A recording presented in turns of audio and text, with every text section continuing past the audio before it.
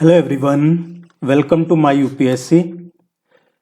UPHSC हुआ करता था पहले, अभी नया आयोग बन गया है मार्च 2024 से। रेगुलर बेसिस पे आपको इसकी तैयारी करवा रहे हैं। अभी तक 50 टेस्ट ऑलरेडी कंप्लीट हो चुके हैं। आज प्रैक्टिस टेस्ट नंबर 51 डिस्कस करेंगे। ये पूरा टेस्ट करंट अफेयर्स पे बेस्ड है। जो करंट अफेयर्स है आप हमारे सिलेबस में, उस पे बेस्ड है ये पूरा टेस्ट सीरीज ज्वाइन नहीं की है तो इस नंबर पे कांटेक्ट करके टेस्ट सीरीज ज्वाइन कर लीजिएगा, या वेबसाइट विजिट करके टेस्ट सीरीज ज्वाइन कर लीजिएगा। टेस्ट सीरीज का लिंक आपको डिस्क्रिप्शन में और कमेंट सेक्शन में मिल जाएगा। और कोई क्वेरी है तो इस नंबर पे कांटेक्ट करके टेस्ट सीरीज ज्वाइन कर लीजिएगा। उसमें आपको एक तो कंप्लीट सिलेबस के नोट्स मिल जाते हैं, उसके अलावा अब टॉपिक वाइज एक एक माइनर टॉपिक पे भी, माइक्रो टॉपिक पे भी आपको नोट्स इसमें प्रोवाइड करवाए जाएंगे। जैसे ज्योग्राफी के अभी शुरू कर दिए हैं, इसके बाद इकोनॉमी शुरू करेंगे, तो उसमें हर टॉपिक पे आपको मिलते रहेंगे नोट्स। जितना भी आपका सिलेबस है कंप्लीट के नोट्स और शॉर्ट नोट्स दोनों प्रोवाइड करवाए जाएंगे। इसके अलावा आपको टेस्ट देने के लिए प्रैक्टिस टेस्ट मिल जाता है और उसका डिटेल सॉल्यूशन पीडीएफ में भी मिल जाता है। Let's begin. Recently, ISRO has announced to launch Sukrayaan in which of the following year? अभी रिसेंटली जो इंडियन स्पेस रिसर्च ऑर्गेनाइजेशन है इसरो, उसने अनाउंस किया है कि उसको गवर्नमेंट की तरफ से अप्रूवल मिल चुका है शुक्रयान के लिए। जो वेनस है शुक्रयान, उसके लिए, इस मिशन के लिए उसको अप्रूवल मिल चुका है इसरो को। और ये अभी जो इसरो के रिसेंटली डायरेक्टर है नीलेश देसाई, उन्होंने ये बताया है। अब इसरो जो शुक्रयान मिशन है इसको कब लॉन्च करेगा?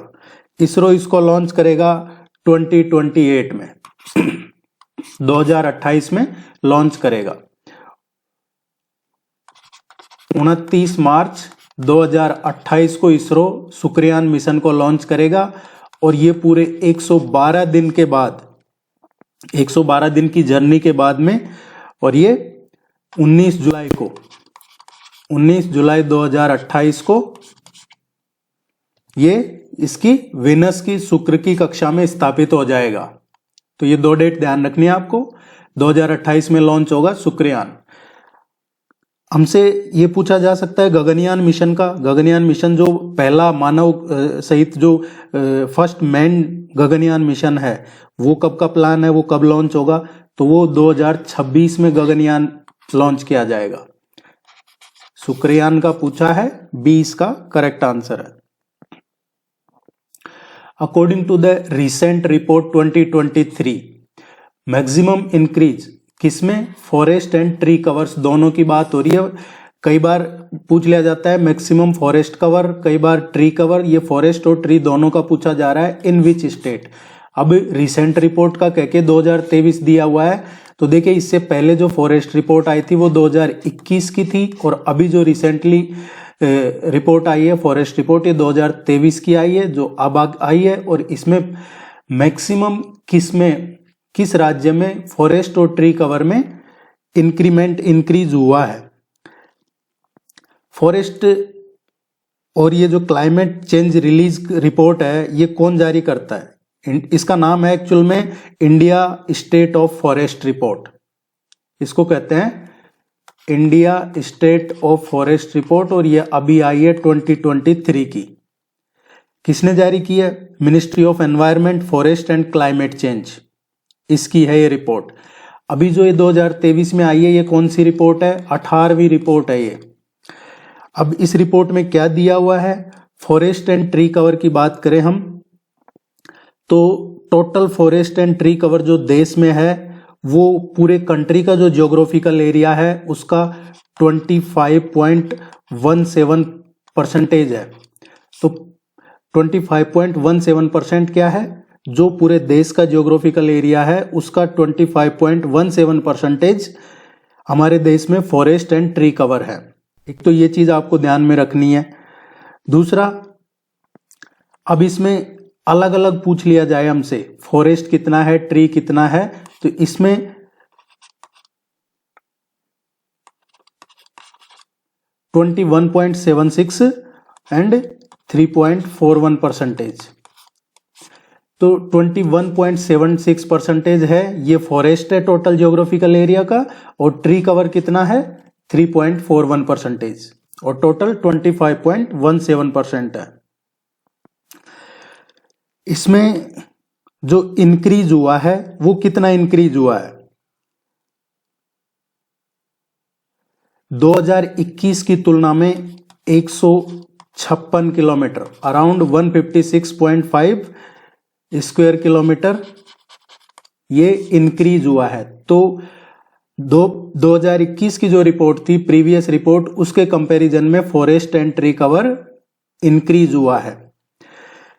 इसमें मैक्सिमम कहां पे है फॉरेस्ट एंड ट्री का, मैक्सिमम है छत्तीसगढ़ में, सबसे ज्यादा छत्तीसगढ़ में है, दूसरे नंबर पे उत्तर प्रदेश है, तीसरे नंबर पे ओडिशा है, और चौथे नंबर पे राजस्थान है। ये टॉप 4 स्टेट हैं फॉरेस्ट एंड ट्री कवर में 2023 की रिपोर्ट में, जहां मैक्सिमम इंक्रीज हुआ है, जहां पे पिछले रिपोर्ट के बजाय बढ़ोतरी हुई है, छत्तीसगढ़, उत्तर प्रदेश, ओडिशा, राजस्थान। अब फॉरेस्ट का पूछा जाए, ये तो फॉरेस्ट एंड ट्री है, लेकिन अगर सिर्फ फॉरेस्ट का पूछा जाए कि सबसे ज्यादा फॉरेस्ट में कहां पे बढ़ोतरी हुई है, तो सबसे ज्यादा फॉरेस्ट में मिजोरम में बढ़ोतरी हुई है, दूसरे नंबर पे गुजरात में बढ़ोतरी हुई है मिजोरम के बाद, और तीसरे पे ओडिशा है। मिजोरम, गुजरात और उड़ीसा, यहां पे फॉरेस्ट सबसे ज्यादा इंक्रीज हुआ है, मैक्सिमम इंक्रीज फॉरेस्ट का। सबसे कमी कहां पे आई है, ये तो हम इंक्रीज का पढ़ रहे थे, लेकिन डिक्रीज भी हुआ है कहीं। तो जो जहां डिक्रीज हुआ है, कमी आई है, वो मध्य प्रदेश में फॉरेस्ट में कमी आई है, कर्नाटका में फॉरेस्ट में कमी आई है, और लद्दाख में फॉरेस्ट में कमी आई है। इसके अलावा नागालैंड में फॉरेस्ट में कमी आई है। मध्य प्रदेश में सबसे ज्यादा कमी आई है, सेकंड नंबर पे कर्नाटका है कमी में, लद्दाख, देन नागालैंड। यहां से अगर कोई क्वेश्चन आएगा तो हमारा सही हो जाएगा। हमसे पूछा था सबसे ज्यादा कहां इंक्रीज हुआ है, छत्तीसगढ़ में। For which year India has submitted the letter of intent to host the Olympics and para Olympics. Bharat ने अभी इंटेंट शो किया है, अपना इंटेंट एक्सप्रेस किया है, लेटर ऑफ इंटेंट, किसको, जो इंटरनेशनल ओलंपिक कमेटी है उसको। इंटरनेशनल ओलंपिक कमेटी कहां पे है, ये इंटरनेशनल ओलंपिक कमेटी है स्विट्जरलैंड में, लोशाने स्विट्जरलैंड में है इसका हेडक्वार्टर, जो इंटरनेशनल ओलंपिक कमेटी है उसका।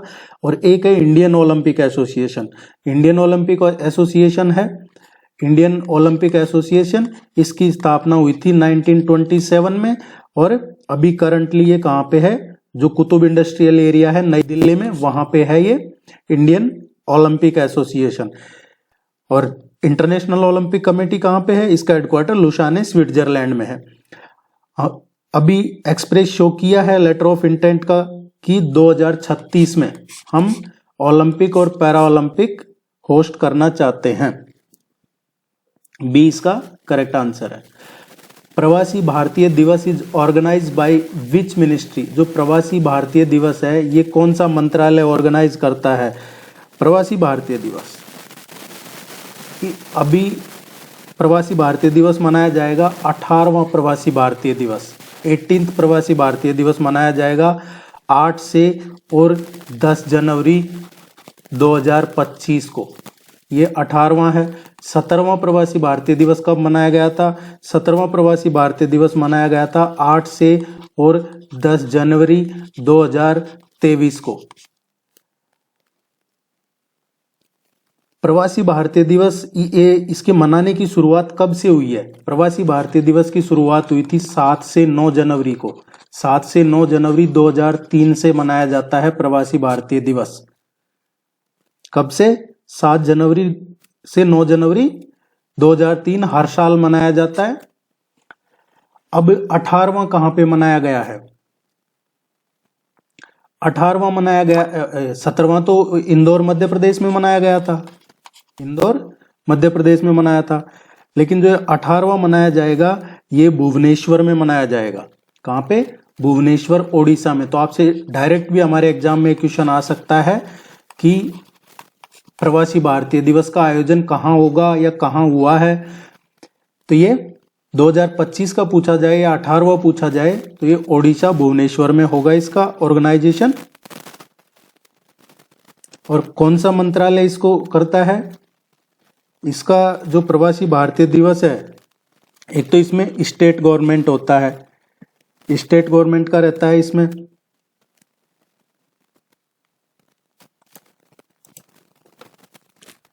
तो जो मिनिस्ट्री इसमें इन्वॉल्व होता है वो मिनिस्ट्री ऑफ एक्सटर्नल अफेयर्स, जो विदेश मंत्रालय है वो इसको ऑर्गेनाइज करता है। सी इसका करेक्ट आंसर है। Recently, India and Israel have launched a joint project to establish a center for water technology। देखिए, इजराइल के पास पानी के मामले में काफी एडवांस टेक्नोलॉजीज हैं, तो इंडिया और इजराइल ने अभी एक जॉइंट प्रोजेक्ट लॉन्च किया है, सेंटर ऑफ वाटर टेक्नोलॉजी। कौन से इंस्टीट्यूट में ये लॉन्च किया है? ये प्रोजेक्ट लॉन्च किया है इन्होंने IIT मद्रास में। इंपॉर्टेंट है, ध्यान रखिएगा। India and Israel have launched a joint project to establish a centre of water technology at IIT Madras, जो सस्टेनेबल वाटर मैनेजमेंट है उसके लिए। वीडियो को लाइक जरूर कीजिएगा, चैनल को सब्सक्राइब कीजिएगा, क्योंकि ये टेस्ट है, बहुत मेहनत लगती है इसमें। पिछले ये जो 3 महीने का जो सबसे बेस्ट करंट अफेयर्स है वो आज आपके सामने लेके आए हैं। अगली बार जो नेक्स्ट 3 मंथ है उसका लाया जाएगा, और फिर लास्ट में नेक्स्ट 3 मंथ्स का, और ऑलरेडी एक 3 मंथ्स का आपको टेस्ट करवा दिया गया है। तो इसी तरीके से पिछले 1 साल का जो बेस्ट करंट अफेयर्स है वो करवाया जाएगा आपको। अगर जिन्होंने टेस्ट सीरीज ज्वाइन कर रखी है उनको पिछले 13 महीने का करंट अफेयर्स भेज दिया गया है। आप अपना ईमेल आईडी चेक कीजिए, किसी के ईमेल पे नहीं ओपन होता है तो वो टेलीग्राम ग्रुप में भी सेंड किया है, वहां से डाउनलोड कर लीजिए, या व्हाट्सएप ग्रुप है वहां पे भी शेयर किया है, वहां से डाउनलोड कर लीजिए। और जिन्होंने टेस्ट सीरीज ज्वाइन नहीं की है, टेस्ट सीरीज के लिए इस नंबर पे कांटेक्ट कर लीजिएगा। टेस्ट सीरीज हिंदी और इंग्लिश दोनों में अवेलेबल है, या फिर वेबसाइट विजिट करके टेस्ट सीरीज ज्वाइन कर सकते हैं, या फिर डिस्क्रिप्शन में कमेंट सेक्शन में लिंक अवेलेबल है, वहां से भी आप टेस्ट सीरीज ज्वाइन कर लीजिएगा। आपकी रेगुलरिटी बनी रहेगी, इसके अलावा आपको कुछ भी नहीं पढ़ना पड़ेगा, ये सफिशियंट रहेगा आपके। इसमें टोटल कम से कम 75 to 80 टेस्ट करवाए जाएंगे आपको minimum. For which book Upamanyu Chatterjee has won the JCB prize 2024 for literature. ये JCB प्राइज 2024 लिटरेचर के लिए, पहली बात तो JCB प्राइज है ये लिटरेचर के फील्ड में दिया जाता है, और किसको दिया जाता है? जो इंडियन है, जो इंडियन राइटर हैं और जो UK में रहते हैं, लंदन, यूनाइटेड किंगडम, ब्रिटेन, उनको दिया जाता है। इंडियन राइटर्स के लिए है ये JCB प्राइज, लिटरेचर के फील्ड में दिया जाता है, और जो भारतीय ब्रिटेन में रहते हैं उनको दिया जाता है। अब ये उपमन्यु चैटर्जी को मिला है 2024 का JCB प्राइज। किस चीज के लिए मिला है इनकी? ये Lorenzo searches for meaning of life, इसके लिए मिला है। इसको Lorenzo searches for the meaning of life को आप स्पीकिंग टाइगर भी बोल सकते हैं। इसका दूसरा नाम है speaking tiger.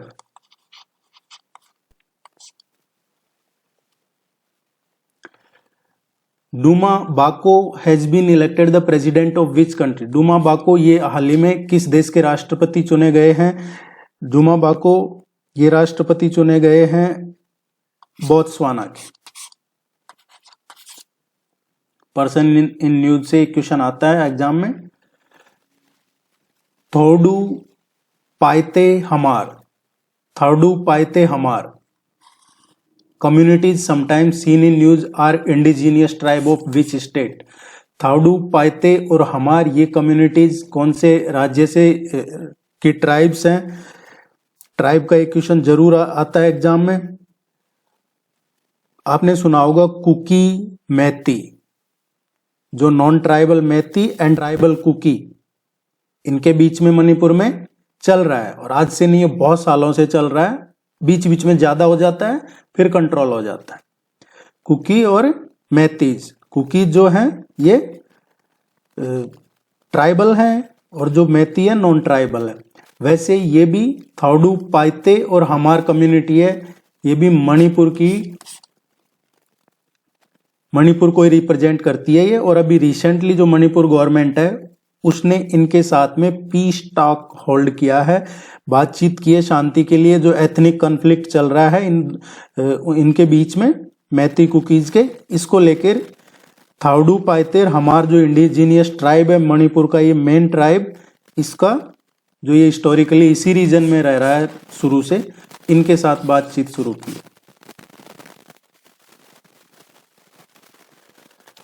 Who recently unveiled the Sanskrit and Maithili translation of Indian constitution? अभी हाल ही में रिसेंटली ये जो इंडियन कॉन्स्टिट्यूशन है, भारतीय संविधान है, उसको अनवेल किया है। किसमें? संस्कृत और मैथिली, इन दो भाषाओं में ट्रांसलेशन था, उसको लॉन्च किया है। तो ये किन्होंने किया है?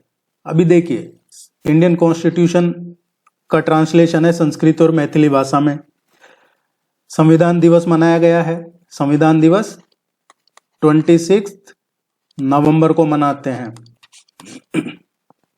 और इस बार का संविधान दिवस स्पेशल क्यों था?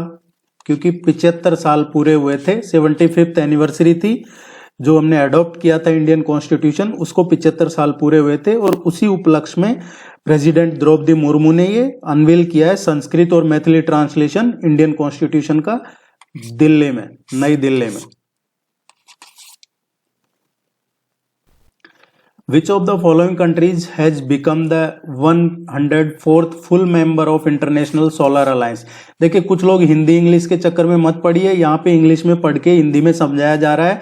इंग्लिश में इसलिए कि कुछ जैसे अदर स्टेट्स या कुछ ऐसी लैंग्वेज हैं जिनको हिंदी नहीं आती है, तो उनके लिए भी थोड़ा सा करना पड़ता है। क्योंकि अब इंग्लिश में तो क्या है, हर कोई समझ लेता है, और वैसे भी ये हिंदी इंग्लिश दोनों में ही समझाया जाता है, इतना आसान भाषा में समझाया जा रहा है। तो इस मुझे नहीं लगता है कि कोई इश्यू होना चाहिए आपको। और वैसे भी टेस्ट सीरीज में तो आपको हिंदी इंग्लिश दोनों में मिलता ही है ये।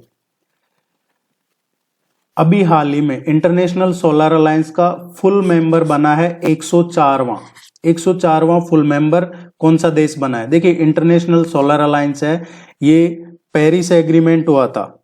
कौन सा? पेरिस क्लाइमेट एग्रीमेंट हुआ था 2015 में, और उसके बाद इसकी स्थापना की गई थी गुरुग्राम में। गुरुग्राम में इसका हेडक्वार्टर है भारत में। और इसमें दो तरह के मेंबर कंट्रीज होते हैं, एक तो फुल मेंबर कंट्री और एक सिग्नेटरीज, जिन्होंने साइन कर रखे हैं कि ये भी सिग्नेटरी मेंबर हैं इसके, इंटरनेशनल सोलर अलायंस के। तो इसके टोटल जो सिग्नेटरी मेंबर हैं 120 प्लस है, 121 सिग्नेटरी मेंबर हैं, लेकिन इसके फुल मेंबर उतने नहीं है। अभी रिसेंटली 104वां फुल मेंबर बना है, ये आर्मेनिया बना है। कौन सा बना है? आर्मेनिया इसका 104वां मेंबर बना है। दूसरा, इसमें अगर हमसे पूछा जाए 100वां मेंबर कौन सा देश बना था, तो 100वां मेंबर बना था इसका प्रागवे। कौन सा? प्रागवे। प्रागवे इसका 100वां मेंबर बना था, 100th। अभी एक और चीज ये चर्चा में है इंटरनेशनल सोलर अलायंस को लेके, इसके अभी जो डीजी हैं, डायरेक्टर जनरल हैं, वो चेंज होने वाले हैं। अभी प्रेजेंट में जो डायरेक्टर जनरल हैं वो तो अजय माथुर हैं। अभी प्रेजेंट में डायरेक्टर जनरल हैं इंटरनेशनल सोलर अलायंस के, वो अजय माथुर हैं। और ये 2025 मार्च 2025 तक अजय माथुर रहेंगे। और मार्च 2025 के बाद में इनकी जगह लेंगे आशीष खन्ना। कौन लेंगे? आशीष खन्ना। ये नए डीजी बनेंगे इंटरनेशनल सोलर अलायंस के। क्वेश्चन था 104वां मेंबर आर्मेनिया, 100वां प्रागवे, इसका हेडक्वार्टर गुरुग्राम में है। और ये दोनों नाम ध्यान रखिएगा। अभी प्रेजेंट में अजय माथुर है। Shiveluch volcano recently seen in the news is located in which country? Shiveluch volcano है, ये अभी चर्चा में है। ये कौन से देश में? देखिए, यहाँ पे ये वॉल्केनो इरप्ट हुआ था, ये ज्वालामुखी फटा, और इसकी वजह से 7 पॉइंट समथिंग का, जो कि बहुत तेज भूकंप माना जाता है, बहुत तीव्रता का वाला भूकंप माना जाता है, 7 मैग्नीट्यूड का। और ये ईस्टर्न कोस्ट था इसका, वहां पे इरप्ट हुआ था। आपने सुना होगा कामचाटका। कामचटका प्रायद्वीप है, ये रशिया में है कामचटका प्रायद्वीप। और कामचटका प्रायद्वीप के का जो लार्जेस्ट कहिए या मोस्ट एक्टिव जो वॉल्केनो है इस रीजन में, कामचटका प्रायद्वीप रशिया में, वो सिवेलुच वॉल्केनो है। ये एक्टिव वॉल्केनो है, नदर्न रीजन में आता है एक्चुअल में, तो ये सी इसका करेक्ट आंसर आएगा। The Indian Coast Guard hosted the SAREX 2024 exercise at which of the following place. अभी रिसेंटली इंडियन कोस्ट गार्ड ने ये होस्ट किया है एक्सरसाइज, ये कहां पे किया है? इंडियन कोस्ट गार्ड ने ये जो एक्सरसाइज होस्ट किया है, इसका देखिए इसका मतलब क्या है, SEREX। SE है सर्च, RE है रेस्क्यू, R है रेस्क्यू, और ये exercise search and rescue exercise, ये इसी तरीके से है, इसका नाम ये ध्यान रखिएगा आप, सर्च एंड रेस्क्यू एक्सरसाइज। और ये 11वां एडिशन था इसका, जो 2014 में किया गया है कोच्चि में।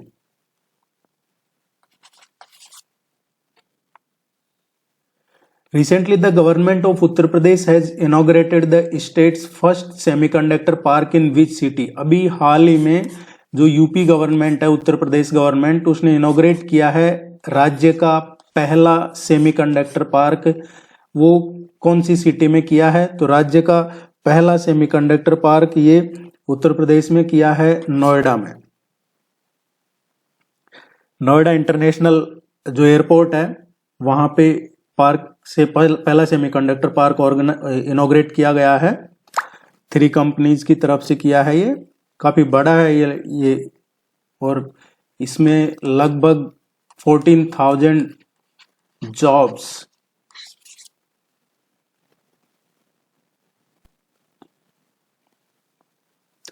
नेक्स्ट देखते हैं,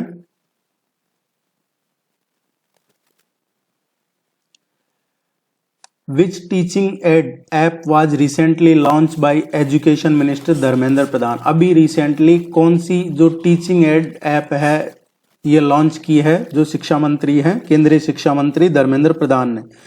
देखिए ये अभी इंट्रोड्यूस किया है एक टीचिंग ऐप नेशन वाइड, पूरे देश में।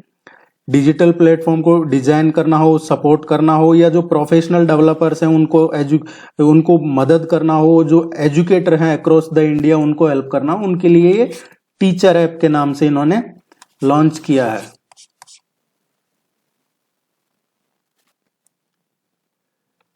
Where will be the 28th Commonwealth heads of state summit 2026 held? ये जो 28वां Commonwealth head of government meeting है, Commonwealth head of government meeting, ये कहां पे होगा? 2026 का। 2026 में जो होगा वो 28वीं मीटिंग होगी, जो कॉमनवेल्थ हेड ऑफ गवर्नमेंट है उनकी मीटिंग होगी।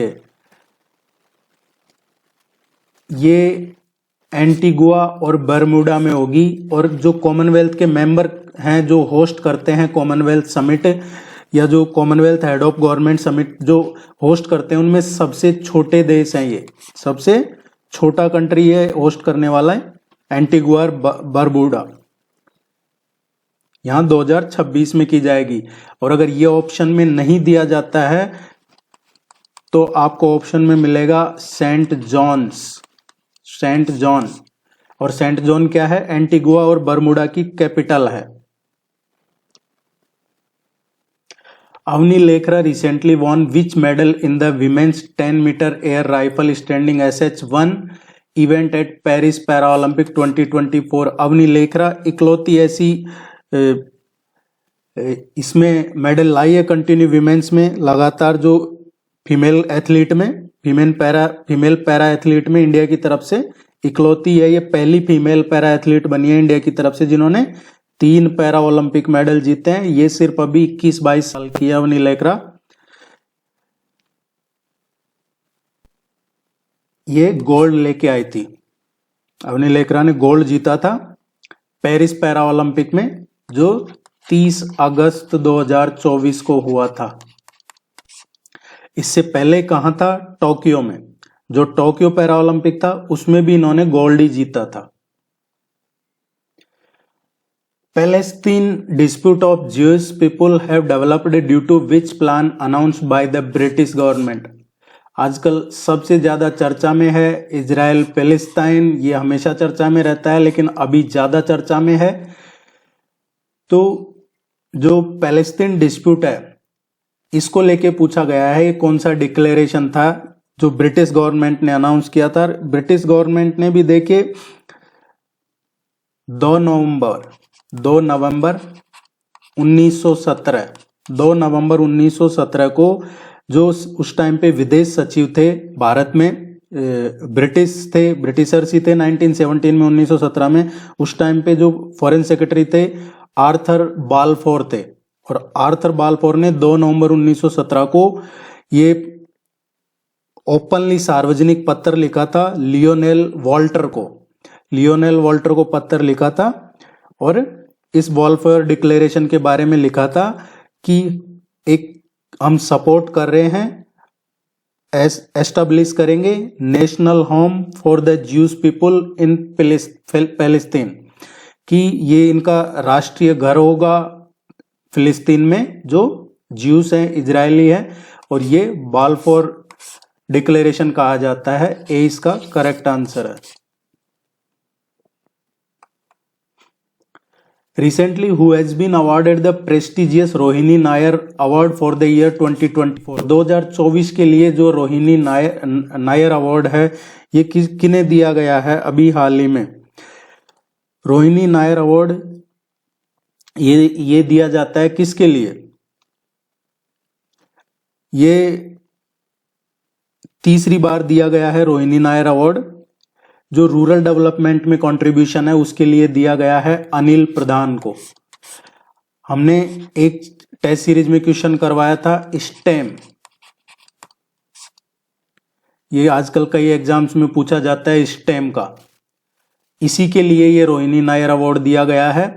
Science, technology, engineering and mathematics, rural areas में साइंस, टेक्नोलॉजी, इंजीनियरिंग, मैथमेटिक्स का ये एजुकेट कर रहे हैं। जो रूरल एरिया में स्टूडेंट हैं उनको एजुकेट कर रहे हैं, इस काम को प्रमोट कर रहे हैं। कौन कर रहे हैं? अनिल प्रधान ने किया है। ये जो स्टेम है ये इन्हीं का है, अनिल प्रधान का, इसी के लिए रोहिणी नायर अवार्ड 2024 दिया गया है इनको। बी इसका करेक्ट आंसर है। अनिल प्रधान है, ये एक इंजीनियर है, उड़ीसा के रहने वाले हैं, ओडिशा के। Where has Mount Lewotobi Laki erupted? ये देखिए, ये जो लेवोटोबी है, लेवोटोबी लाकी ये माउंटेन है। अब ये मेल माउंटेन है, वहां के जो लोकल हैं वो इसको मेल माउंटेन मानते हैं, और एक दूसरा और है फीमेल माउंटेन। वो जो फीमेल माउंटेन है उसको पेरेम्पुआन कहते हैं, वो लेवोटोबी पेरेम्पुआन।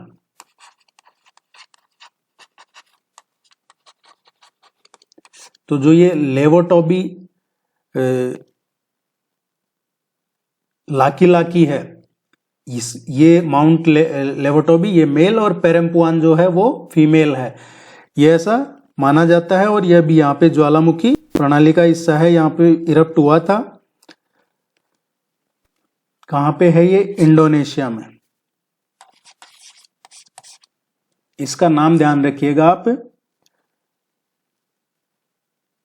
ये जो नाम है इसका लेवोटोबी लाकी, ये जरूर ध्यान रखिएगा, और इंडोनेशिया ध्यान रख लीजिएगा। Which ministry has recently launched the नई चेतना 3.0 कैंपेन? नई चेतना, इसका 3.0 कैंपेन लॉन्च किया है। कौन सी मिनिस्ट्री ने लॉन्च किया है ये? अभी रिसेंटली जो यूनियन मिनिस्टर हैं rural development and agriculture and farmer welfare, जो शिवराज सिंह चौहान जी हैं, उन्होंने ये लॉन्च किया है नई चेतना। इसका 3rd एडिशन लॉन्च किया है मिनिस्ट्री ऑफ रूरल डेवलपमेंट। इसके साथ में एक चीज, और ये है क्या? नई चेतना क्या है? जो जेंडर बाइस है उसके खिलाफ है ये। जो जेंडर बाइसनेस है उसके अगेंस्ट है नई चेतना, और इसका स्लोगन भी यही था, पहल बदलाव की। जो नई चेतना पहल बदलाव की, यही है इसमें। इसके साथ में एक और कैंपेन लॉन्च किया था जो यूनियन मिनिस्टर हैं अन्नपूर्णा देवी, उन्होंने लॉन्च किया था, अब कोई बहाना नहीं, अब कोई बहाना नहीं। ये कैंपेन भी इसी का ही हिस्सा था, इसी नई चेतना योजना का हिस्सा था। ये भी जेंडर बाइस जो वायलेशन है उसके खिलाफ कलेक्टिव एक्शन के लिए ये लॉन्च किया गया है। What is the theme of the International Year of Cooperation 2024 to be celebrated in 2025? जो 2025 में मनाया जाएगा United Nations International Year of Cooperatives 2025। तो ये याद रखिएगा, इंटरनेशनल ईयर ऑफ कोऑपरेटिव्स, ये 2025 का जो साल है वो इंटरनेशनल ईयर ऑफ कोऑपरेटिव्स का है, यूनाइटेड नेशन का। और ये अभी रिसेंटली अभी इसको लॉन्च किया जाएगा 2025 में, प्राइम मिनिस्टर इसको लॉन्च करेंगे, कोऑपरेटिव्स बिल्डिंग ए बेटर वर्ल्ड, ये इसकी थीम है। हमें इतना ध्यान रखना है इसमें, cooperative build a better world और United Nations International Year of Cooperatives 2025। What is the main objective of one nation one subscription scheme? One nation one subscription scheme क्या है? जो हर डिसिप्लिन में, अक्रॉस ऑल द डिसिप्लिन्स, जो quality of research है, research की quality को enhance किया जाए, जो इनोवेशन है उसको फोस्टर किया जाए, जो ग्लोबल रिसोर्स हैं उनका बेस्ट यूज किया जाए, और उसको लेके ही ये one nation one subscription scheme लाई गई है। इंडिया का एम्बिशन है to become a self reliant and self developed nation. कब? 2047, 2047 इंडिया का ये जो एम्बिशन है to become a self reliant and developed nation, Viksit Bharat बनने का, उसको लेके ये one nation one subscription scheme लाई गई है, जिसमें इसका गोल यही है, उद्देश्य यही है कि जो इंडियन एकेडमिशियन है, एकेडमिक है या रिसर्च कम्युनिटीज हैं, उनको इक्विप किया जाए जो ग्लोबल रिसोर्स है उनके साथ।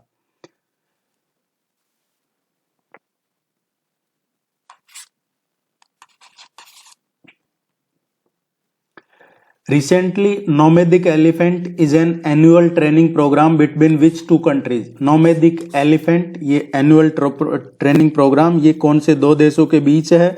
Nomadic Elephant एक ये मिलिट्री ट्रेनिंग प्रोग्राम है, मिलिट्री एक्सरसाइज, ये जो इंडिया और मंगोलिया, ये डिफेंस कोऑपरेशन हो, मिलिट्री डिप्लोमेसी हो दोनों देशों के बीच में, उसके लिए है Nomadic Elephant। ये नाम जरूर ध्यान रखिएगा आप।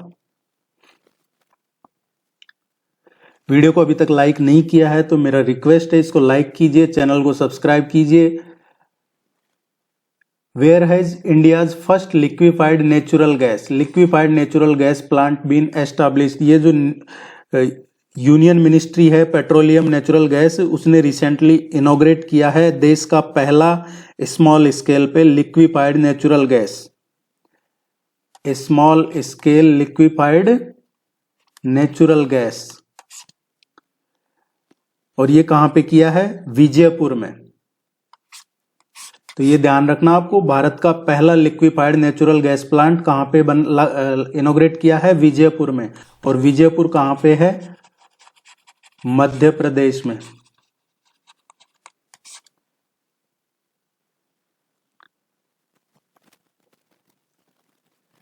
Recently in the COP29 held in Baku, by which year all the countries have agreed to tackle climate change? ये बहुत ज़्यादा कंट्रोवर्सी में आ चुका है, क्योंकि इसमें जो ऑब्जेक्शन थे, इन्होंने क्या किया है, जो डेवलप्ड कंट्री हैं या जो पहले कर चुके हैं, कचरा फैला चुके हैं पूरी दुनिया में, अब वो तो कहते हैं कि भाई अभी जो प्रॉब्लम आ रही है वो डेवलपिंग नेशंस की वजह से आ रही है, लेकिन ऑलरेडी जो डेवलप्ड कंट्रीज है वो बहुत ज़्यादा इसमें कार्बन फैला चुके हैं, वो उसकी जिम्मेदारी कभी लेते हैं कभी नहीं लेते हैं, लेकिन वो रेस्पॉन्सिबिलिटी नहीं ले रहे हैं। इसमें ये काफी कंट्रोवर्सी में आ चुका है। बाकू अजरबैजान में हुआ है और इसमें पहले ये था कि हर साल इसमें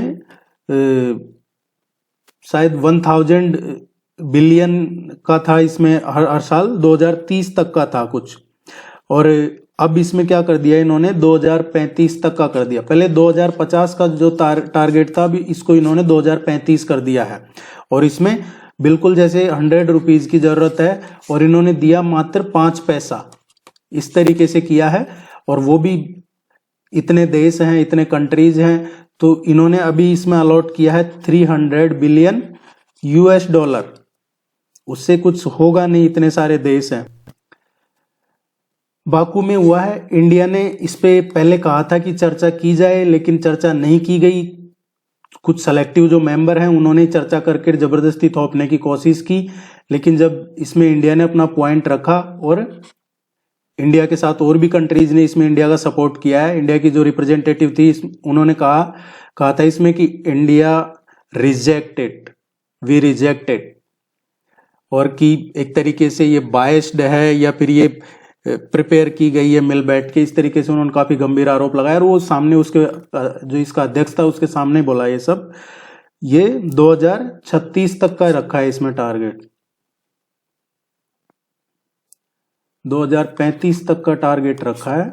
सी इसका करेक्ट आंसर आएगा। 36 नहीं, 35 तक का टारगेट रखा है 2035। और बाकू कहां पे है? बाकू अजरबैजान में है। डायरेक्टली पूछा जा सकता है हमसे COP29 कहां हुआ है अभी हाल ही में, तो ये बाकू अजरबैजान में। Where was the exercise Garud Shakti 2024 held between the armies of India and Indonesia? अच्छा, ये तो सीधा ही कर दिया है। चलिए, ये तो इंडोनेशिया में हुआ है गरुड़ शक्ति का, टाइपिंग का एरर कर दिया कुछ। और ये जो इंडोनेशिया में हुआ है ये नवा एक्सरसाइज था, नवा एडिशन था इसका।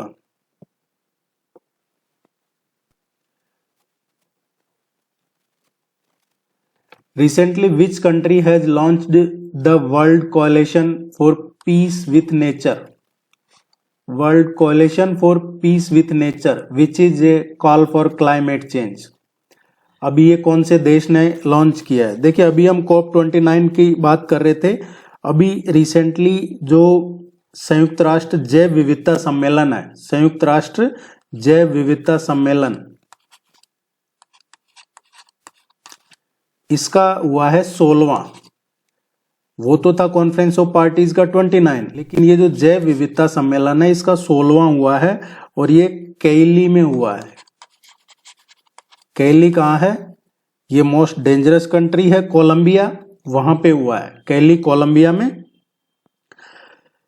और इन्होंने ही लॉन्च किया है ये world कोalition for piece with nature during CBD, जो COP16 तक कैली के कोलंबिया में। इसमें अब तो और भी कई कंट्रीज जुड़ चुके हैं इसमें, मैक्सिको, स्वीडन, युगांडा, चिली, इन्होंने भी ज्वाइन किया है इसको। आपको इतना ध्यान रखना है इसमें, the world कोalition for piece with nature, ये किससे संबंधित है? तो ये CBD COP16, संयुक्त राष्ट्र जैव विविधता सम्मेलन COP16 का, जो कोलंबिया के कैली में हुआ है।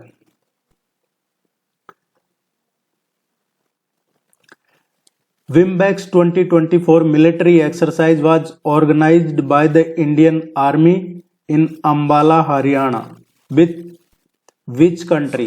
देखिए, ये विम्बैक्स 2024 जो मिलिट्री एक्सरसाइज है वो कहाँ हुआ है? अंबाला में हुआ है, हरियाणा में। अभी कौन से दो देशों का है विम्बैक्स 2024 मिलिट्री एक्सरसाइज? किन दो देशों के बीच है? भारत और दूसरा है इसमें वियतनाम। भारत, वियतनाम, विम्बैक्स 2024, अंबाला, हरियाणा, ये ध्यान रखना आपको।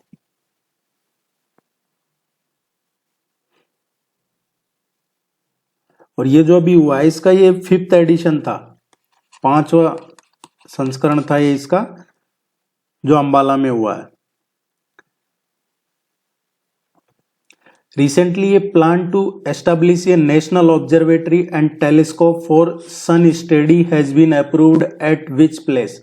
अभी हाल ही में ये प्लान की एक स्थापना की जाएगी, नेशनल ऑब्जर्वेटरी एंड टेलीस्कोप। ये कहाँ पे की जाएगी, किस लिए की जाएगी? तो सूर्य के अध्ययन के लिए इसकी स्थापना की जाएगी, नेशनल ऑब्जर्वेटरी एंड टेलीस्कोप की। और ये अप्रूव हो चुका है, ये लद्दाख में।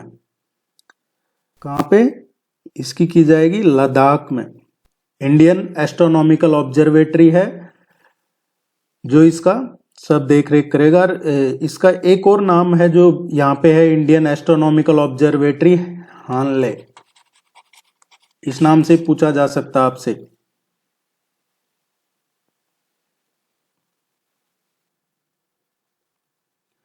Which country has won the Davis Cup 2024 title? Davis cup 2024 का टाइटल कौन से देश ने जीता है? डेविस कप का टाइटल डिफेंडिंग चैंपियन जो था वो ही जीता है इस बार। डिफेंडिंग चैंपियन था इटली। इटली ने ही 2024 का भी जीता है, ये डिफेंडिंग चैंपियन था और इसने डेविस कप में नीदरलैंड को 2-0 से हराया था फाइनल में। और डेविस कप है ये, इसका 112वां एडिशन था। 112वां एडिशन था डेविस कप का। जो मेंस टीम है, नेशनल मेंस टीम, उनके बीच में होता है ये, और इटली इसमें जीता है। Which organisation recently released the state of the world children 2024 report? ये काफी चर्चा में आजकल। ये जो रिपोर्ट है ये कौन से ऑर्गेनाइजेशन ने रिलीज की है? ये रिलीज की है state of world children report. इसमें एग्जामिन किया गया है फोर्स और जो ट्रेंड है शेपिंग चिल्ड्रन 2050 का टारगेट लेके ये जारी की गई है। यूनाइटेड नेशंस चिल्ड्रन फंड इन्होंने जारी की है। चिल्ड्रंस इमरजेंसी फंड जो है, United Nations International Children's Emergency Fund, UNICEF. UNICEF ने, यूनिसेफ की फुल फॉर्म क्या है? United Nations International Children's Emergency Fund. Recently the report jobs at your door step was released by which organisation? अभी हाल ही में jobs at your door step ये कौन से ऑर्गेनाइजेशन ने रिलीज की है? ये वर्ल्ड बैंक का है। Jobs at your door step world bank का है और इसको स्पॉन्सर किया है, सपोर्ट किया है वर्ल्ड बैंक ने। जो हमारा पॉलिसी था, education policy, national education policy, जो नई आई है शिक्षा नीति 2020, इसमें इस तरीके की चीजें हैं। किस तरीके की चीजें हैं? कि स्किल्ड पे फोकस होना चाहिए। जो एजुकेशन है उसमें भी स्किल्ड एजुकेशन होना चाहिए। इस चीज को लेकर ये वर्ल्ड बैंक ने सपोर्ट किया है। अब लॉन्च तो इसको अभी रिसेंटली जो धर्मेंद्र प्रधान है, डॉक्टर मनसुख मांडविया है, उन्होंने लॉन्च किया है। लेकिन हमसे या तो ये पूछ लिया जाएगा jobs at your door step ये कौन सा ऑर्गेनाइजेशन इस मदद कर रहा है, किसका है? तो वर्ल्ड बैंक का है। या फिर नई एजुकेशन पॉलिसी देके पूछ लिया जाएगा, या फिर कि कौन से राज्यों में इम्प्लीमेंट, शुरुआत में किन राज्यों में इम्प्लीमेंट हुई, क्योंकि धीरे धीरे ये और भी राज्यों में इम्प्लीमेंट की जाएगी। लेकिन जब आज हम ये क्वेश्चन कर रहे हैं, जब तक कौन से राज्यों में इम्प्लीमेंट हो चुकी है, या शुरुआत में हिमाचल प्रदेश, महाराष्ट्र, ओडिशा, राजस्थान, मध्य प्रदेश और केरला। इन 6 राज्यों में, कितने राज्यों में? 6 राज्य, हिमाचल प्रदेश, मध्य प्रदेश, ओडिशा, राजस्थान, मध्य प्रदेश और केरला में jobs at your door steps ये इंप्लीमेंट हो चुकी है। आप ये मत सोचिएगा कि एग्जाम में 30 क्वेश्चन ही आते हैं तो यहाँ पे भी इस टेस्ट में 30 से ज्यादा क्यों करवाए जा रहे हैं? क्योंकि ये करंट अफेयर्स का मामला है, और जिनको करंट अफेयर्स को लेकर कोई इश्यू रहता है कि करंट अफेयर्स का बहुत वाइड सिलेबस है, क्योंकि उसमें दे रखा है नेशनल इंटरनेशनल इवेंट्स, तो अब उसमें तो काफी चीजें आ जाती है। तो जो आपके सिलेबस के अकॉर्डिंग जो बेस्ट है, जो हमारे लिए यूजफुल है, वही चीज हम यहाँ कर रहे हैं। और इसको वीडियो को लाइक जरूर कीजिएगा। चैनल को बहुत लोगों ने सब्सक्राइब नहीं कर रखा है, मेरा रिक्वेस्ट है आप इसको सब्सक्राइब कीजिए। अदरवाइज तो फिर क्या है, हम वो सब्सक्रिप्शन ऐड कर देंगे इसमें कि जो सब्सक्राइब कर रखा है वही वीडियो देख सके। फिर आपको इश्यू होगा या नहीं होगा वो तो आप ही जाने, लेकिन हम फिर वो करेंगे, तो देख लीजिएगा। When the International Day is organized for the elimination of violence against women, और ये रिक्वेस्ट ऐसा नहीं है कोई धमकी है। When the International Day is organized for the elimination of violence against women, देखिए ये जो international day violence against women ये मनाया जाता है, कब मनाया जाता है, इसको कब ऑर्गेनाइज किया जाता है, क्यों किया जाता है, इसके पीछे की कहानी है मीराबल सिस्टर्स। मीराबल सिस्टर्स ये 3 बहनें थी। कहाँ की? ये 3 सिस्टर्स थी डोमिनिकन रिपब्लिक की। और डोमिनिक रिपब्लिकन्स की इन 3 बहनों ने, जो मीराबल सिस्टर्स हैं, इन्होंने अपोज किया था राफेल ट्रूजिल्लो को। राफेल ट्रूजिल्लो उस टाइम पे डिक्टेटरशिप कर रहे थे वहां पे, और ये बात है 1960 की। जो राफेल ट्रूजिल्लो है उनके खिलाफ किया था। फिर बाद में इन तीनों बहनों का असैसिनेशन कर दिया गया, और फिर पब्लिक ने जो डिक्टेटर थे उसको टॉपल डाउन कर दी, उसकी सरकार को गिरा दिया गया। ये था 25 नवंबर 1960 को। और 25 नवंबर को हर साल इंटरनेशनल डे ये ऑर्गेनाइज किया जाता है for the elimination of violence against women. Which of the following Indian has been awarded the Dr. Martin Luther King Jr. World Peace Award? Doctor Martin Luther king junior world peace award ये कौन से भारतीय को अभी recently दिया गया है? एक इवेंट में अभी हाल ही में ये अवार्ड दिया गया है, और इस अवार्ड को प्रेजेंट किया है वाशिंगटन जो एडवेंटिस्ट यूनिवर्सिटी है, और वाशिंगटन यूनिवर्सिटी के साथ में AIAM और जो वाशिंगटन यूनिवर्सिटी है, इन दोनों ने मिलके और ये अवार्ड देते हैं। ये doctor Martin Luther king junior world peace award अभी हाल ही में दिया है ये प्राइम मिनिस्टर मोदी को। ए इसका करेक्ट आंसर है। In which country emergency has been declared in 2024 due to water shortage? पानी की कमी की वजह से कौन से देश में 2024 में इमरजेंसी लगाई गई है अभी हाल ही में? तो पानी की कमी क्यों आई? पानी की कमी इसलिए आई, पहले तो देखिए इमरजेंसी लगाई थी 60 दिन की, 2 महीने के लिए इमरजेंसी लगाई थी इस देश में, और पानी की कमी आई। उसकी वजह थी एक तो सीवर ड्रॉट, अकाल सूखा, उसकी वजह से, और दूसरा जंगल में आग लग गई। जो जंगल है वहां उसमें भयानक आग लगी, उसकी वजह से, और पानी की कमी हो गई। तो इसलिए यहां वाटर इमरजेंसी इस देश में लगाई गई, इक्वाडोर में।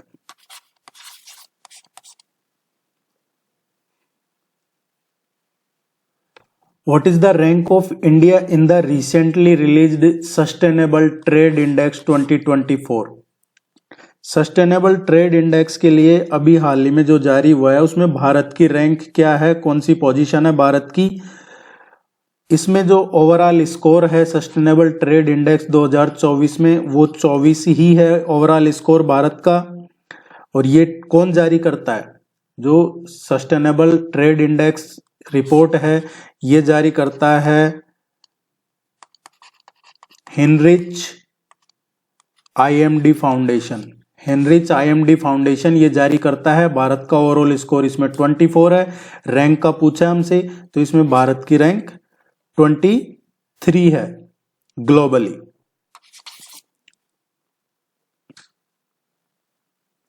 Which ministry has launched India's first artificial data bank? अभी ये कौन सी मिनिस्ट्री ने लॉन्च किया है भारत का पहला artificial data bank?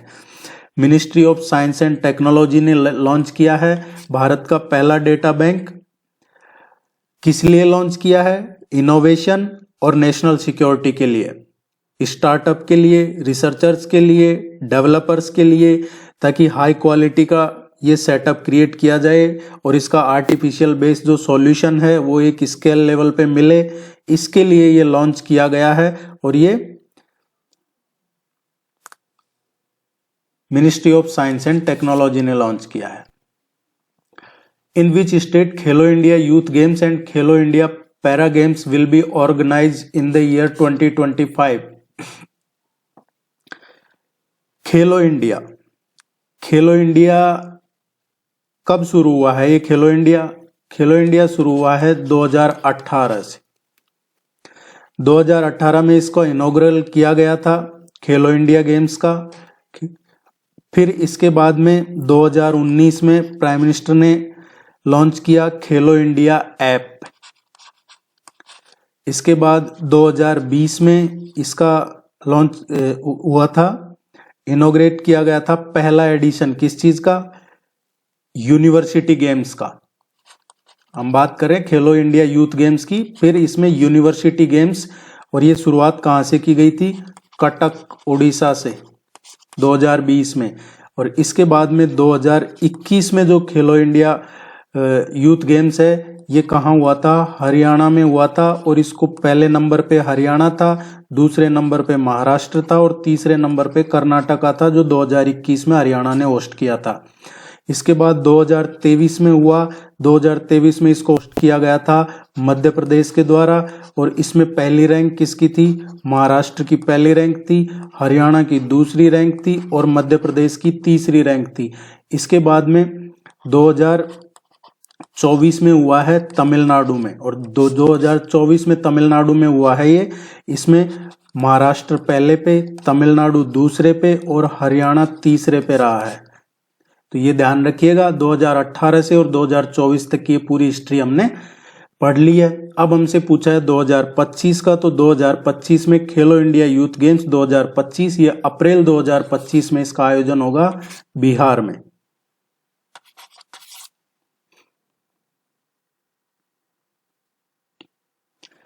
Recently the world's largest coral has been discovered at, ये वर्ल्ड की सबसे लार्जेस्ट कोरल कहाँ डिस्कवर्ड की गई है? जो प्रवाल भित्ति कोरल है ये कहाँ डिस्कवर्ड की गई है? अभी साइंटिस्ट ने, जो वैज्ञानिक है, उन्होंने ये डिस्कवर किया है वर्ल्ड का लार्जेस्ट कोरल पैसिफिक में। और पैसिफिक में भी कहाँ पे? पैसिफिक में जो सोलोमन आइलैंड है, सोलोमन आइलैंड्स हैं वहां पे। Which region country will take over the G20 leadership in 2025? 2025 में G20 की अध्यक्षता कौन सा देश करेगा? सिंपल सा यही पूछा है, 2025 का पूछा है। 2023 में किसने की थी? 1 दिसंबर 2022 से और 30 नवंबर 2023 तक, 1 दिसंबर 2022 से और 30 नवंबर 2023 तक इसकी अध्यक्षता की थी इंडिया ने। इसके बाद में 2024 में 1 दिसंबर 2023 से और 30 नवंबर 2024 तक इसकी अध्यक्षता रही है ब्राजील के पास।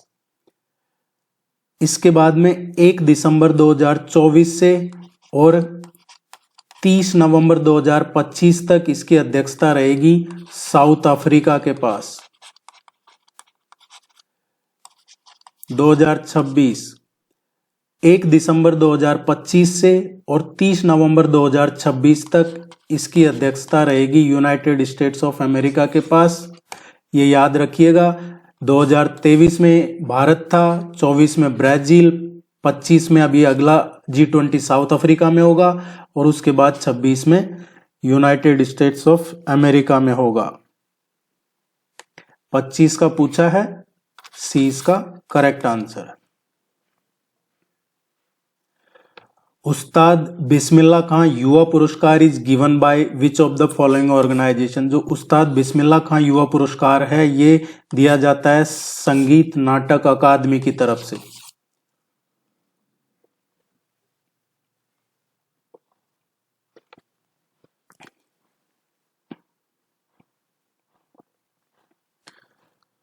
Dodmaras village of which state of India has been selected by the United Nations World Tourism Organization for the best tourism promotion program?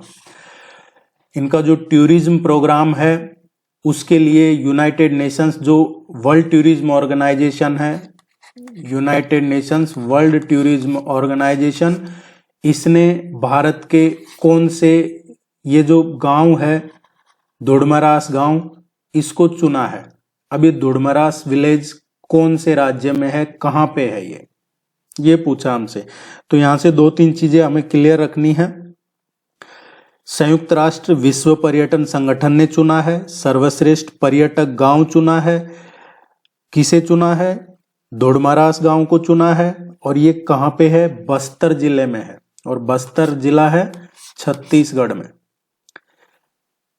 एक चीज और आपको याद रखने के हिसाब से इसमें डिस्कस कर लेते हैं। कांगेर घाटी राष्ट्रीय उद्यान, यहां पे क्या है इस गांव में, ये किसके लिए फेमस है? कांगेर घाटी। कांगेर घाटी राष्ट्रीय उद्यान यहीं पे है, बस्तर जिले का जो कांगेर घाटी राष्ट्रीय उद्यान है, दोडमरास गांव। ये काफी इंपॉर्टेंट क्वेश्चन है, याद रखिएगा, पिछली बार एक क्वेश्चन पूछा गया था ऐसा। Recently, where was South Asia's largest maritime summit Sagar Manthan 2024 organized? South Asia का जो सबसे लार्जेस्ट ये मैरीटाइम समिट है सागर मंथन, ये सागर मंथन 2024 अभी कहां पे ऑर्गेनाइज किया गया है? एक तो इसको ऑर्गेनाइज कौन करता है? इसको जो ऑर्गेनाइज किया है 2024 की बात करें तो 2024 का ऑर्गेनाइज किया जो ministry of port shipping and waterways है। Ministry of port shipping and waterways, इसने ऑर्गेनाइज किया है ये। इसके साथ में कोलैबोरेशन था एक ORF, तो ministry of port shipping waterways, और कोलैबोरेशन टाइप किसके साथ था? जो ऑब्जर्वर रिसर्च फाउंडेशन है इसके साथ में ये लीडरशिप फॉर्म है एक, और भारत ने ये किया है इस समिट को ऑर्गेनाइज सागर मंथन 2024 को।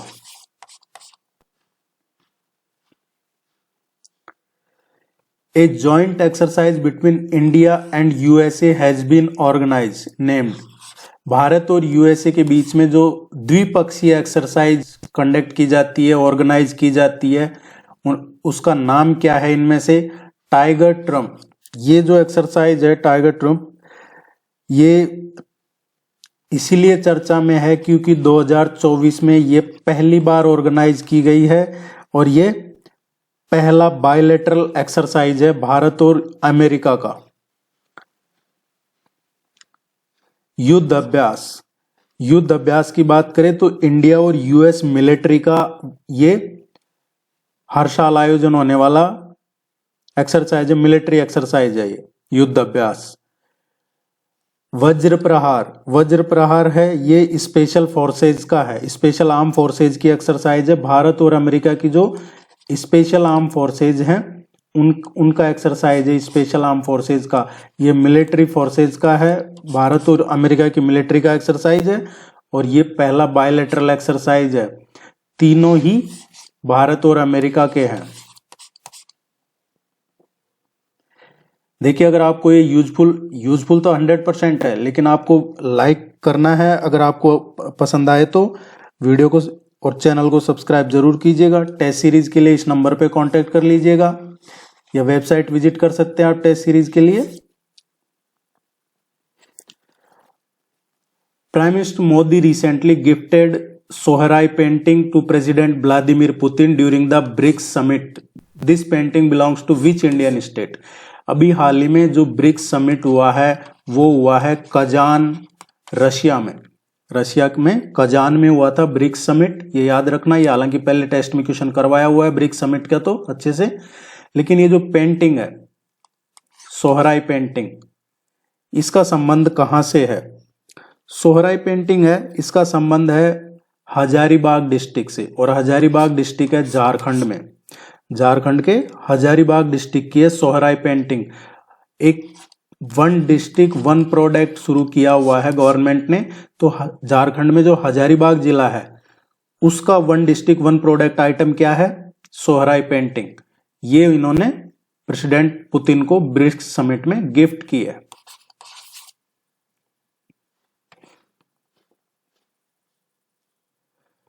The Supreme Court has struck down which of its decision to allow provision for reservation for SC/ST communities। Supreme court ने अभी रिसेंटली खुद का ही डिसीजन है उसको अनकॉन्स्टिट्यूशनल बता दिया है। जो पहले सुप्रीम कोर्ट का डिसीजन था उसको इन्होंने स्ट्रक डाउन कर दिया है और कहा है कि ये जो है वायलेट कर रहा है। किस चीज का वायलेट कर रहा है भाई? आर्टिकल 341 का वायलेट कर रहा है। एक्चुअली क्या है, ये जो होमोजीनियस ग्रुप कहें या सब डिवाइडेड कैटेगरी कहें, जैसे एससी और एसटी, अब इसमें भी कई कैटेगरीज, वो कई कास्ट जैसे कह सकते हैं, सब ग्रुप, उनको भी रिजर्वेशन का सुप्रीम कोर्ट ने रास्ता खोला है। और ये देखा होगा आपने थोड़े टाइम पहले हरियाणा में दिया गया था, सब कैटेगरी सब ग्रुप को भी इसमें रिजर्वेशन दिया गया था। तो ये इस तरीके का है। और ये जो स्ट्रक डाउन किया है ये डिसीजन था ईवी चिन्नैया का versus state of Andhra Pradesh का, जिसको अभी सुप्रीम कोर्ट ने स्ट्रक डाउन कर दिया है। और ये क्योंकि ये जो पहले वाला डिसीजन था ये रोकता था कि आप इसमें नहीं दे सकते किसी को और को, लेकिन अब दे सकते हो। और को in the sense other category नहीं, जो एसटी एससी में आते हैं उनके लिए ही है। According to the recently published UNEP report, which country is the largest greenhouse gas emitter? UNEP क्या है? ये United Nations environment programme, United Nations environment programme है। ये किसके लिए रेस्पॉन्सिबल है? जो कोऑर्डिनेटिंग रेस्पॉन्स है एनवायरमेंटल इश्यूज का या यूनाइटेड नेशन सिस्टम है, उसके साथ में जो यूनाइटेड एनवायरमेंट के इश्यू है उनका कोऑर्डिनेटिंग रेस्पॉन्स है ये। अब इस रिपोर्ट में कौन सा देश है जो सबसे ज्यादा ग्रीन हाउस गैस एमिट कर रहा है? चाइना। पहले नंबर पे चाइना को बताया गया है, दूसरे नंबर पे इसमें यूएसए को बताया गया है, और तीसरे नंबर पे इसमें इंडिया को बताया गया है कि ये तीन देश सबसे ज्यादा लार्जेस्ट ग्लोबली एमिट कर रहे हैं कार्बन। और ये रिपोर्ट आई है जो यूएनईपी की रिपोर्ट है। एक्चुअली ये कौन सी रिपोर्ट है? Emission gap report. तो आपसे डायरेक्ट भी पूछा जा सकता है एमिशन गैप रिपोर्ट 2024 ये किसने पब्लिश की है? तो emission gap report 2024 United Nations environment programme ये रिलीज करता है। इसमें पहले सबसे ज्यादा ये बताया कि चाइना कर रहा है, दूसरा अमेरिका, तीसरे पे भारत। इसकी शुरुआत कहां से हुई थी? ये जो एनवायरमेंट से रिलेटेड है उसकी, ये या यूं कहें जो यूएनईपी का, ये इसका जो पहला कॉन्फ्रेंस हुआ था, इसका कॉन्फ्रेंस हुआ था एक United Nations conference human environment पे। किस पे? ह्यूमन एनवायरनमेंट, मानव पर्यावरण पे कॉन्फ्रेंस हुआ था 1972 में। और ये पूछा भी जाता है कई बार कि United Nations conference on human environment in 1972, जून 1972 में कहां पे हुआ था? ये स्टॉकहोम में हुआ था। कहां पे? स्टॉकहोम में हुआ था ये ह्यूमन एनवायरनमेंट पे कॉन्फ्रेंस जून 1972 में। और उसके बाद से फिर ये आगे बढ़ते गई ये चीजें। Recently Navin Ramgoolam has been elected as the prime minister of which country? अभी हाल ही में नवीन राम गुलाम, ये इनका पूरा नाम है नवीन चंद्र राम गुलाम। नवीन चंद्र राम गुलाम ये इलेक्ट हुए हैं। कौन से देश के प्राइम मिनिस्टर बने हैं? ये अभी प्राइम मिनिस्टर बने हैं मॉरिशस के। इनकी जो पार्टी है उसको काफी लैंडस्लाइड विक्ट्री मिली है। इनका जो कोalition था वो था एडीसी, अलायंस डू चेंजमेंट।